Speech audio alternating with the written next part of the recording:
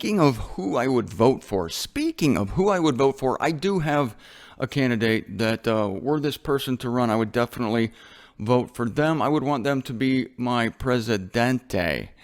And that would be Megyn Kelly of Fox News. Yes. Oh, yes. In fact, I have a new argument for atheists.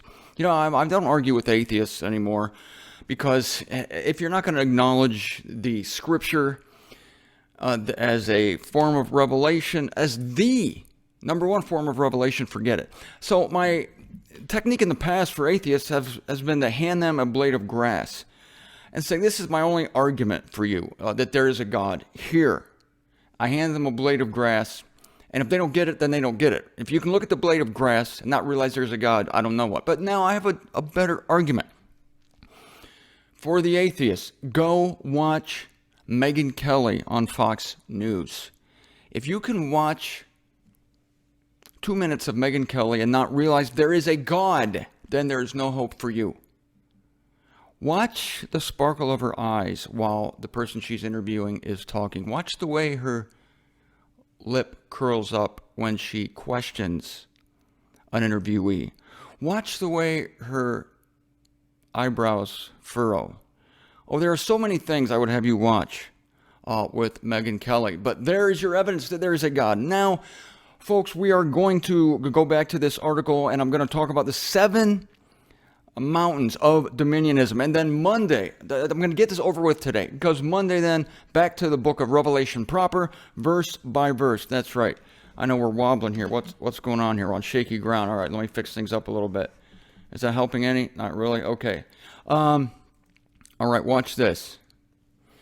I left off with you on Ted Cruz being an evangelical warrior. Remember, New York Times columnist David Brooks described what he does, what Ted does, as political brutalism, with a belief that he's engaged in a fight with the devil for the soul of the nation.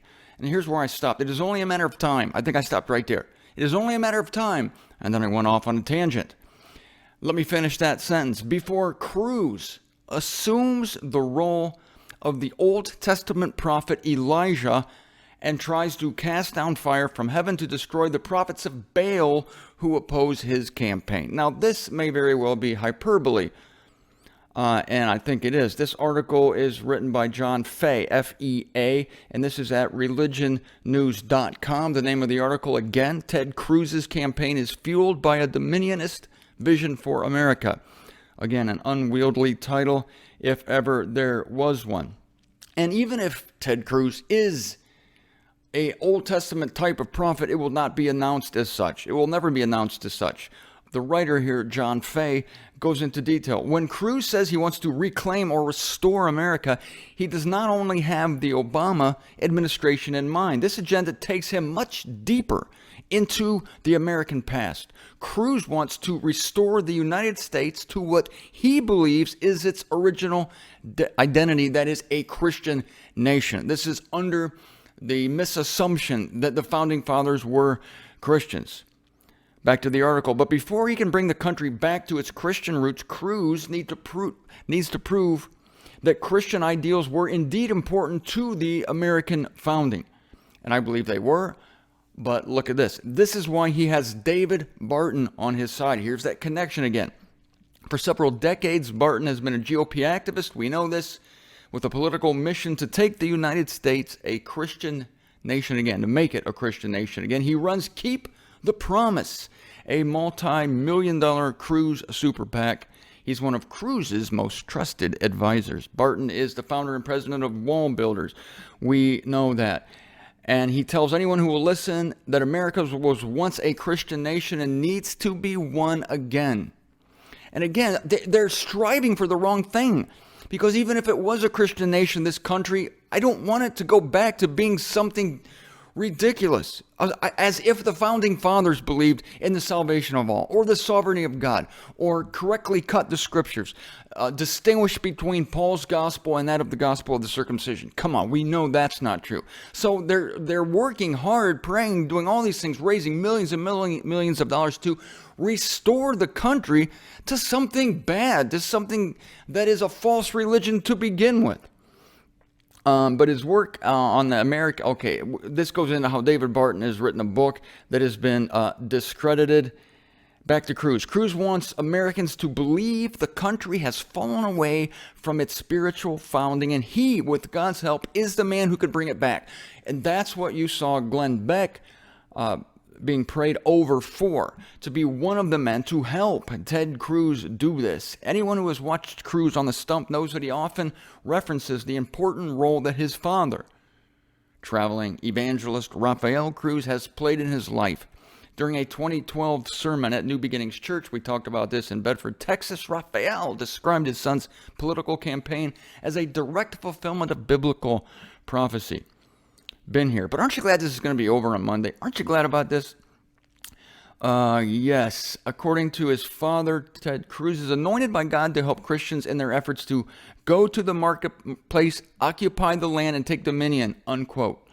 This end-time transfer of wealth, and again, that's what they call it, will relieve Christians of all financial woes, allowing true believers to ascend to a position of political and cultural power in which they can build a Christian civilization.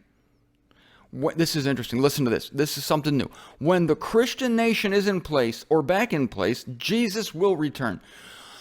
This is so close to what the radical Islamists are trying to do to bring back their Messiah, the 12th Imam. They're trying, but they're doing the opposite. They're trying to create chaos because they think that by creating chaos, they will hurry along their Messiah, who will, of course, restore the whole world to its Islamic roots. So that's what they're saying. That's not me, obviously. So now the Christians have their version of this, that somehow they are going to hurry Jesus' return. Now, you and I, we're just waiting. Paul says we're waiting. We're waiting.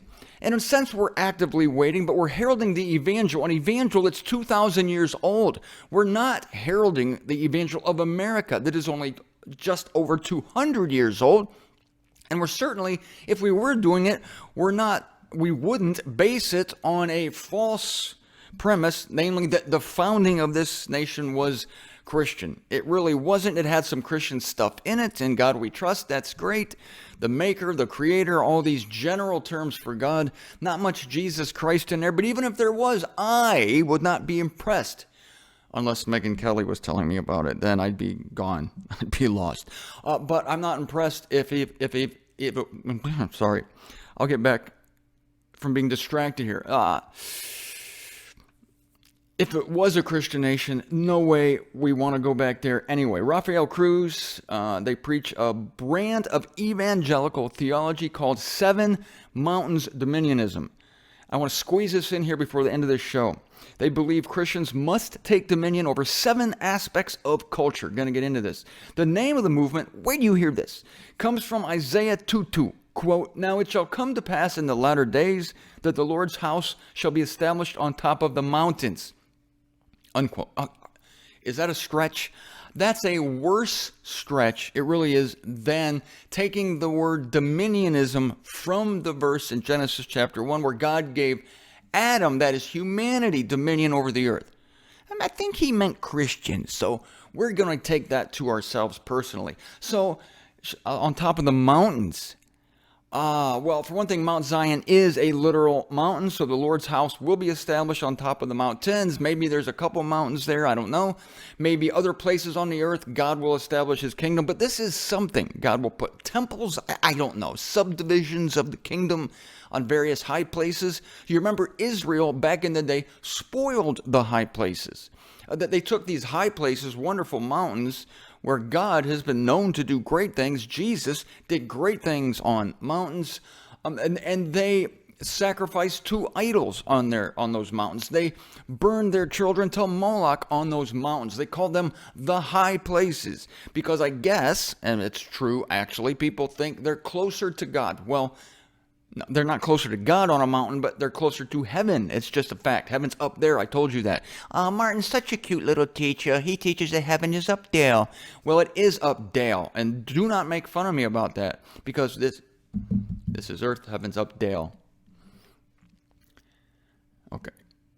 Seven Mountains Dominionism is the spiritual fuel that motors Cruz's campaign for president. That was a damn good sentence. I'm surprised that the guy, John Fay, who wrote that sentence, wrote the title of this article, which contains about 27 words, which is 22 words too many.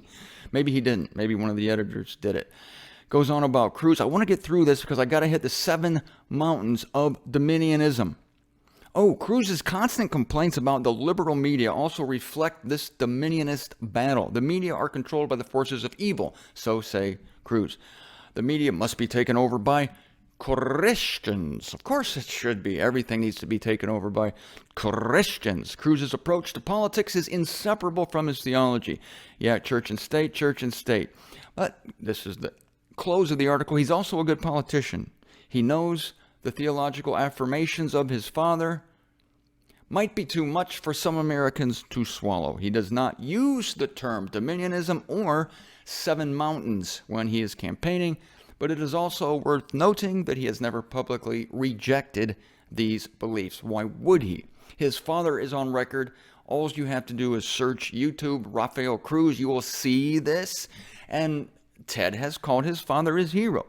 Last sentence here, Cruz's campaign may be less about the White House and more about the white horses that will usher in God's kingdom in the New Testament book of Revelation. Oh, that's really interesting, the white horses. White House, white horse, very interesting indeed. And we know that the first white horse is a false white horse that promises to bring peace. And I would not be surprised if Ted Cruz is a part of this or the whole of it. Now I looked at, I have a few precious minutes left on the show. I may have to finish this up on Monday. I'm going to start on the 7 mountains of dominionism because that's what I do. I give it to you as I see it. And David Barton advocates 7 mountains dominionism. This is on the website rightwingwatch.org. This article was by Kyle something that starts with an M. As we have been noting for nearly a year now, a theology known as 7 mountains has been slowly creeping its way into mainstream religious right activism. This is what I told you yesterday. I said that this stuff does not happen like kaboom, ba-ba-boom. It happens slowly. It creeps into. And this false idea that the founders were Christian gives these people an excuse to restore the nation. It's like, hey, folks, we're not coming up with anything new. And it's true that the founders were more apt to give you a quip or a quote about God. And people today want to drive just the name of God. So the founders had a sense of the greatness of the deity, I believe. They were not Christian, I do not believe. Some of them were, I don't know. I have not analyzed each of the founders individually or corporately for that matter.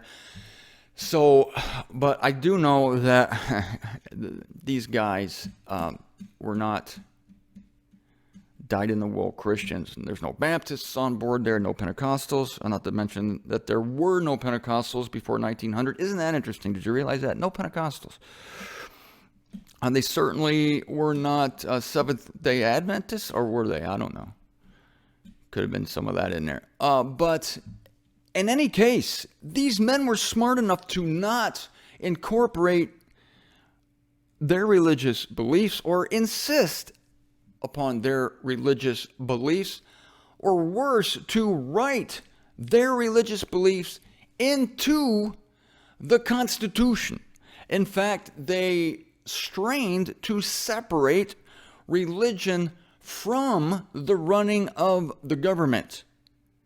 And of course, that doesn't stop people who think that Christianity is the greatest thing, and that because it's the one true religion, that it should be at the head and not the tail of the government. But as I have noted on this series, Christianity is destined to be destroyed. Christianity is going to be wiped from the face of the earth. So why should we champion? Why should we applaud people whose design it is to accelerate a Christian nation, to use whatever means they can? Money, for the love of God. The kingdom is going to be bought with money. It's going to be bought by an election, by fallible human beings. They're using this to bring Christianity, something that's going to be destroyed, to our planet. Reject it. I reject it with every fiber of my being. Unless, of course, Megyn Kelly told me about it.